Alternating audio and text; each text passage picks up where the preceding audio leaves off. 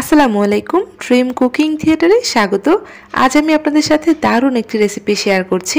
এই রেসিপিটা দেখতে যতটা সুন্দর, খেতেও ভীষণ মজা আর তৈরি করাটা এতটাই সহজ যে কেউই খুব সহজে তৈরি করতে পারবে। আর এর ভিতরে কি কি রয়েছে সেটা দেখার জন্য অবশ্যই আমার পুরো রেসিপিটা দেখে নিতে হবে। চলুন তাহলে বানিয়ে ফেলি। প্রথমে আমি চুলায় প্যান বসিয়ে দিয়ে সামান্য একটু তেল দিয়ে দিলাম। 2 টেবিল থেকে 3 টেবিল চামচের মতো তেল দিলেই হবে। তেলটা গরম হয়ে আসলে এখন এর মধ্যে আমি দিয়ে দিচ্ছি পেঁয়াজ কুচি। বেশ অনেকটা পরিমাণে পেঁয়াজ কুচি দিয়েছি। পেঁয়াজ কুচিটাকে নরম হওয়া পর্যন্ত ভেজে নিচ্ছি। যখনই পেঁয়াজ কুচিটা এরকম নরম হওয়া শুরু করে দিবে সেই পর্যায়ে আমি এর মধ্যে অ্যাড করে দিচ্ছি 1 চা চামচ রসুন বাটা, দিয়ে দিচ্ছি আধা চা চামচ আদা বাটা। এখন এই আদা বাটা আর রসুন বাটাটাকে 1 মিনিটের মতো ভেজে নিচ্ছি যাতে এর কাঁচা স্মেলটা চলে যায়। 1 মিনিটের মতো ভেজে নেওয়ার পর এর মধ্যে আমি দিয়ে দিচ্ছি মুরগির বুকের মাংস। একদম ছোট ছোট টুকরো করে কেটে নিয়েছি, প্রায় 1 কাপের মতো, সেটা দিয়ে দিলাম। মাংসটাকে দেওয়ার পরে একটু নেড়েচেড়ে মিক্সড করে নিয়েছি। এখন এর মধ্যে বাকি মশলাগুলো দিয়ে দিচ্ছি। এর মধ্যে দিয়ে দিচ্ছি আধা চা চামচ ধনিয়ার গুঁড়া, 1/4 চা চামচ দিয়েছি জিরার গুঁড়া, 1/4 চা চামচ কালো গোলমরিচের গুঁড়া, আর আধা চা চামচ দিয়েছি গরম মশলা গুঁড়া, আর দিয়েছি লাল মরিচের গুঁড়া। এটা আপনারা স্বাদ মতো দিয়ে নেবেন। দিয়ে দিচ্ছি লবণ। লবণের পরিমাণটা কম দিতে হবে, অল্প পরিমাণে লবণ দিয়ে এখন আমি মশলাটার সাথে চিকেনটাকে খুব ভালো করে একটু ভেজে নিচ্ছি। এতে করে চিকেনের ফ্লেভারটা অনেক বেশি ভালো হবে। মশলার সাথে চিকেনটাকে আমি 2-3 মিনিটের মতো ভেজে নিয়েছি। এখন এর মধ্যে আমি পানি দিয়ে দিচ্ছি। অল্প পরিমাণে পানি দিয়ে দিয়েছি। এখন আমি ঢাকনা দিয়ে ঢেকে পানিটা শুকিয়ে আসা পর্যন্ত রান্না করে নিব। এতে করে মুরগির মাংসটাও ভালোভাবে সিদ্ধ হয়ে যাবে। পানিটা শুকিয়ে আসা পর্যন্ত রান্না করে নিয়েছি। পানিটা দেখতেই পাচ্ছেন শুকিয়ে এসেছে। এখন একটু নেড়েচেড়ে মিক্সড করে নিচ্ছি। আর এখন এর মধ্যে দিয়ে দিয়েছি ক্যাপসিকাম কুচি। আমি ক্যাপসিকামগুলোকে একদম ছোট ছোট করে কেটে নিয়েছি, সাথে টমেটো কুচিও দিয়েছি। আর এই পর্যায়ে আমি সবজিগুলো দেওয়ার পরে 1 মিনিট থেকে 2 মিনিট ভেজে নেব চুলার আঁচটা বাড়িয়ে দিয়ে, যাতে সবজিগুলো একদম নরম না হয়ে যায়। জাস্ট 1-2 মিনিট চুলার আঁচটাকে বাড়িয়ে দিয়ে ভেজে নিলেই হয়ে যাবে। দেখতে পাচ্ছেন টমেটোগুলো কিন্তু একদমই গলে যায়নি। আমি 1-2 মিনিট চুলার আঁচটাকে বাড়িয়ে দিয়ে ভেজে নিয়েছি। এখন আমি নামিয়ে ঠান্ডা করে নিচ্ছি।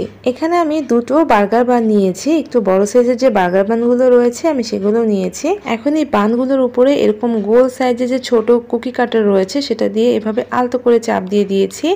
এতে করে একটা রাউন্ড শেপ হয়ে গিয়েছে। আর নাইফ দিয়ে এই রাউন্ড শেপটাকে আমি খুব সুন্দর করে কেটে নিচ্ছি। খুব আলতো করে কেটে নিতে হবে যাতে বানটা ভেঙে না যায়। দেখতে পাচ্ছেন গোল করে কেটে নিয়ে উপর থেকে এভাবে তুলে ফেলেছি।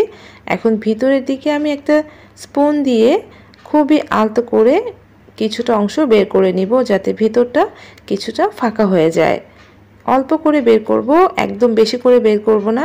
খুবই আলতো করে বের করতে হবে যাতে বানটা কোনোভাবে ফুটো হয়ে না যায় বা ভেঙে না যায়।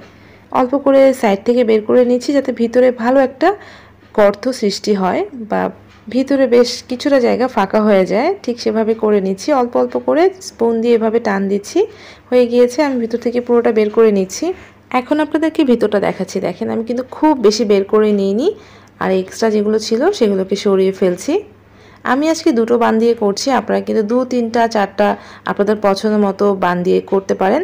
আর সেমভাবে আমি দ্বিতীয় বানটার মধ্যেও এরকম কুকি কাটার দিয়ে আলতো করে একটু চাপ দিয়ে দাগ কেটে নিচ্ছি। তারপর নাইফ দিয়ে খুবই আলতো করে কেটে নিতে হবে যাতে কোনোভাবে বানের শেপটা নষ্ট না হয়ে যায়।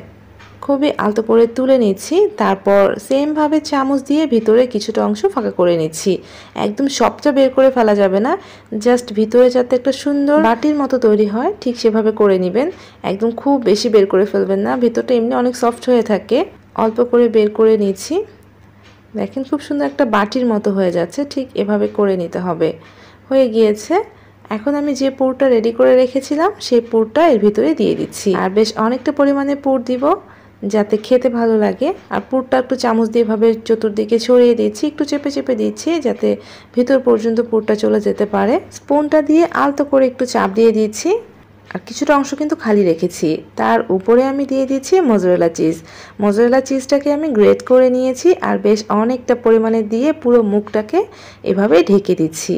বেশ অনেকটা পরিমাণে মোজারেলা চিজ দিয়ে পুরো মুখটাকে এভাবে ঢেকে দিতে হবে। পুরো মুখটাতে আমি এভাবে চিজ দিয়েছি। তার উপরে সামান্য একটু চিলি ফ্লেক্স ছড়িয়ে দিচ্ছি। খুবই সামান্য পরিমাণে দিয়েছি, এতে করে কালারটা ভালো লাগবে আর ফ্লেভারটাও দারুণ হবে। এখন আমি এরকম একটা বেকিং প্যানের মধ্যে বানটাকে উঠিয়ে নিয়েছি। আর দ্বিতীয় যে বানটা ছিল সেটার মধ্যেও সেমভাবে সবটুকু পুর আমি এভাবে দিয়ে দিচ্ছি।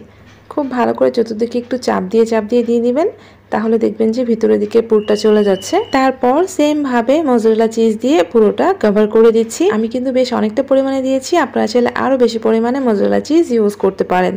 খুব ভালো করে ঢেকে দিয়েছি। তার উপরে আবারও একটু চিলি ফ্লেক্স ছড়িয়ে দিলাম। এরপর যে বেকিং প্যানের মধ্যে আমি প্রথম বানটা রেখেছি সেটার পাশেই দ্বিতীয় বানটা দিয়ে দিলাম। এটাকে আপনারা ওভেনে বেক করতে পারেন, 180 ডিগ্রি প্রিহিটেড ওভেনে 10 মিনিটের জন্য বেক করতে পারেন। আমি আজকে চুলায় আপনাদেরকে বেক করে দেখাচ্ছি। চুলায় একটা সিলভারের হাঁড়ি আমি 10 মিনিটের জন্য ভালোভাবে গরম করে নিয়েছি। অবশ্যই ভিতরে একটা স্ট্যান্ড সহ গরম করে নিতে হবে। আপনারা কিন্তু নর্মাল প্যানেও এটা বেক করতে পারেন। এরপর আমি বানের প্লেটটা স্ট্যান্ডের উপর বসিয়ে দিলাম আর চুলার আঁচটাকে লো থেকে কিছুটা বাড়িয়ে দিয়ে 15 মিনিটের জন্য বেক করে নিচ্ছি। জাস্ট 15 মিনিট বেক করে নিলেই হয়ে যাবে। আমি 15 মিনিট পরে ঢাকনাটা খুলে দেখাচ্ছি। 15 মিনিটেই চিজটা পারফেক্টভাবে মেল্ট হয়ে গিয়েছে আর ব্রেডটা দেখতে পাচ্ছেন, ব্রেডটা কিন্তু অনেকটা টাইট হয়ে গিয়েছে। 15 মিনিট যদি আপনি বেক করে নেন তাহলেই হয়ে যাবে। আর ওভেনে বেক করলে 10 মিনিট সময় লাগবে। আমি এখন নামিয়ে নিচ্ছি আর এটাকে একদম গরম গরমই সার্ভ করতে হবে। না পিৎজা না বার্গার, খুবই মজার এবং ইউনিক একটি নাস্তা রেসিপি। আমি আপনাদেরকে কেটেও দেখাবো। আর এভাবে আমি দুটো বানকেই তুলে নিচ্ছি, নিচের দিকে কিন্তু একদমই লেগে যাবে না। দেখে কতটা ইয়ামি লাগছে তাই না? কত সহজভাবে দারুণ মজার এই ইউনিক রেসিপিটা তৈরি করে নিলাম। বাচ্চা থেকে বড় সবাই খেতে কিন্তু ভীষণ পছন্দ করবে। এরকম একটা রেসিপি তৈরি করলে রেস্টুরেন্টে যাওয়ার প্রয়োজনই নেই। আর কতটা সহজ সেটা তো আপনারা রেসিপি দেখেই বুঝতে পেরেছেন। আশা করছি ইউনিক এই রেসিপিটা আপনাদের ভালো লাগবে। আমি এখন আপনাদেরকে বানটা কেটে দেখাবো। এটার ভিতরটা দেখলে আপনাদের জিভে পানি চলে আসবে। এর বাহিরটা এত বেশি ক্রাঞ্চি হয়ে থাকে আর ভিতরটা তো চিজে একদম ভরপুর। এত মজা খেতে যে আপনি দেখে আর লোভ সামলাতে পারবেন না। একদম গরম গরম, খেতে অসাধারণ। বাহিরটা অনেক বেশি ক্রাঞ্চি আর ভিতরটা দেখতেই পাচ্ছেন। দেখতে যতটা সুন্দর, খেতেও ভীষণ মজা। চিকেনের পুর আর চিজে ভরপুর। এতটাই মজা যে একবার খেলে বারবারই খেতে চাইবেন। আশা করছি আমার আজকের রেসিপিটা আপনাদের কাছে সহজ আর ভালো লেগেছে। ভালো লাগলে প্লিজ রেসিপিটাতে লাইক দিতে ভুলবেন না। আর এমন আরও রেসিপি পাওয়ার জন্য প্লিজ আমার চ্যানেলটাকে সাবস্ক্রাইব করে আমার সাথেই থাকবেন। সবাই ভালো থাকবেন। আল্লাহ হাফিজ।